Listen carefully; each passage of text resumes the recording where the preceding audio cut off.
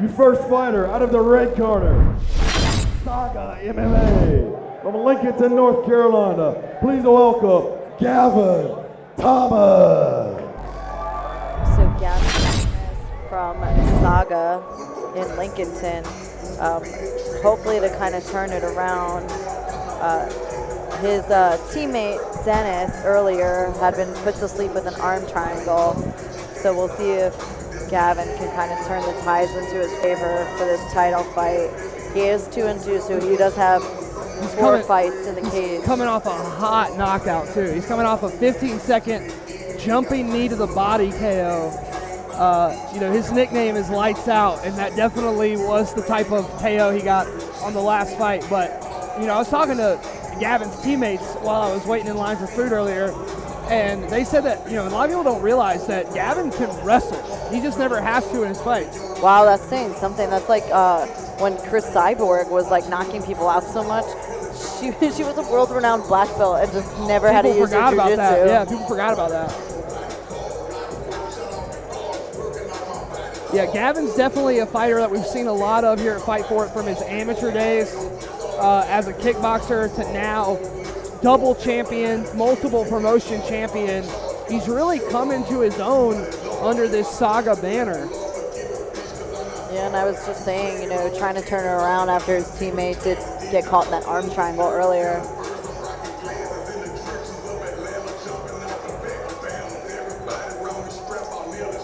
MMA fights, anything can happen.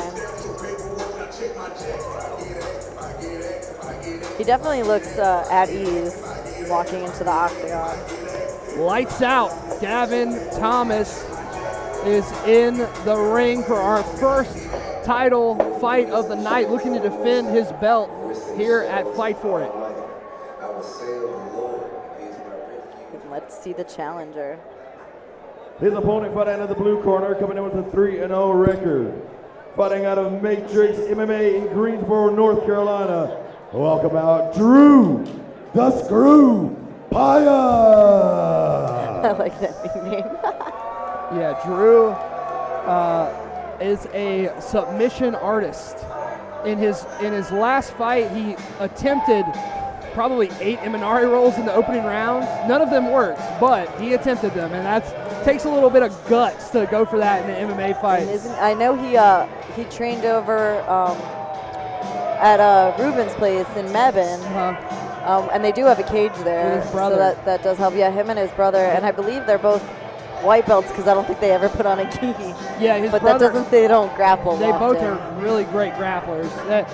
Jacob fought earlier today at UBG. He lost, took his first L. Drew undefeated, but I mean, if you listen to that commentary on that last fight, you know that I don't believe he fully sold me on that fight. I feel like he was gifted that fight. Also, something worth noting about that fight, a whole minute of the last round was just shaved off by the commission. Really? Yeah, they ran the 10-minute. They ran the clacker at 2 minutes. I've seen that happen one time before. Yeah. And I remember saying that if that was my fighter, I would be causing havoc. It was Dale, because Dale was timekeeping, and he hadn't time kept, but for kickboxing. So he was still operating on the idea of a 2-minute round instead of a 1-minute round. Yeah. And the ref heard the clacker and heard the horn and called the fight.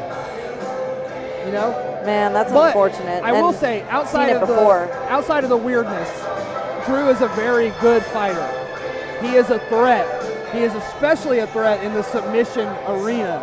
And I'd love to see if he can hang with Gavin on the feet, but I doubt that's part of the game plan.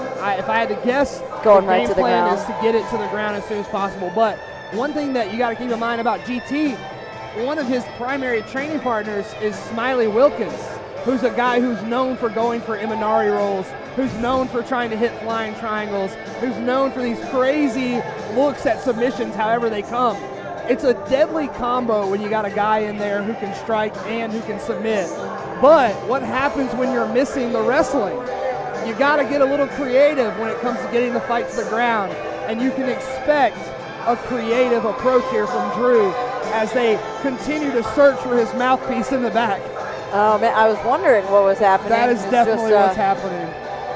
And you know that's quite odd because I mean he's 3-0. This is not his first rodeo. You would think maybe I'm just paranoid. So before I walked out, I like quadruple checked that I had everything to the point that I would annoy my coaches. Oh, it was his cup.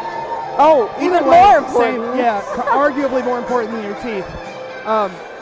Yeah, I don't like to talk about narratives when a narrative isn't present, but there is the idea that, you know, his brother lost for the first time earlier today. Is that potentially going to throw him off his game or make him fight even harder?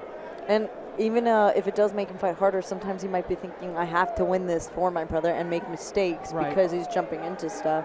And I'll tell you, a lot of things have been said about this fight on social media, mainly by Drew and Jacob Pais, but by others as well. Oh, really? Oh, yeah. Anything of note? I believe Drew Pais' words was that Gavin is nothing special. Well, I guess we are about to find out. Drew is very light on his feet, and Gavin seems to be as well, so. Oh, yeah. I mean, Gavin's quick. Drew in a southpaw stance. Gavin, the orthodox fighter.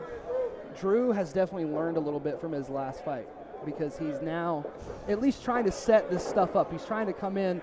Now this is what I'd like to see. Beautiful double leg from Drew, and just as Dylan predicted, looking to immediately take it to the ground, not with an Imanari roll, but just some good solid wrestling. We like to see that game plan that I'm going to take him to the fence and drag him to the ground and put him in my world. Like, that's how you get somebody to the ground and implement jiu-jitsu in a fight. And that's what Drew should be doing. You know, he's got good wrestling type of grappling, but, you know, unless you're like these world champion jiu-jitsu players, maybe Imanari roll a little bit too risky for MMA.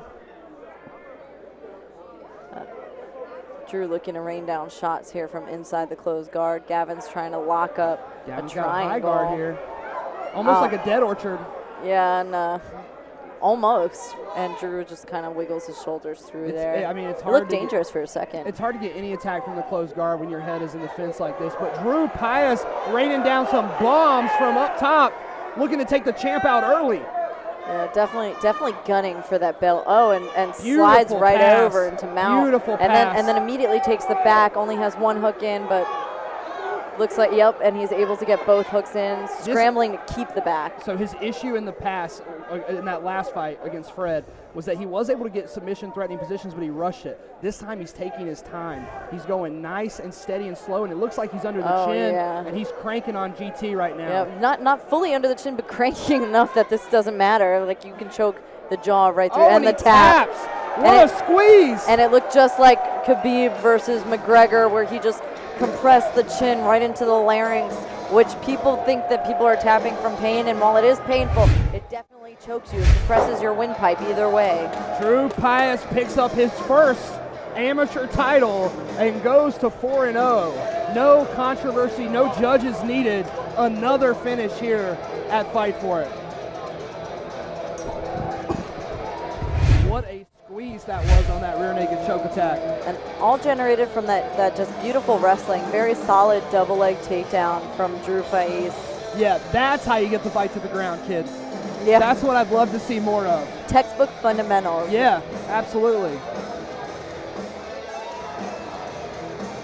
Your winner in the first round by referee stoppage, and still undefeated as he proves to 4-0, and new 145-pound title holder, Drew the Screw Pais.